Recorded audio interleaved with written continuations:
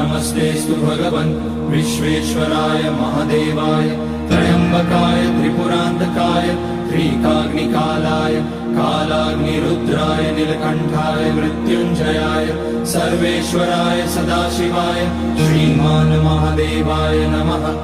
ॐ नमः शम्भवाय च मयोभवाय च नमः शङ्कराय च मयस्कराय च नमः शिवाय च शिवतराय च।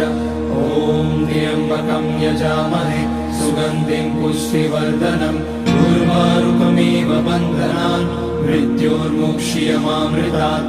नागेन्द्रहाराय त्रिलोचनाय भस्माकराय महेश्वराय नित्याय शुद्धाय दिगम्बराय तस्मै नकाराय नमः शिवाय।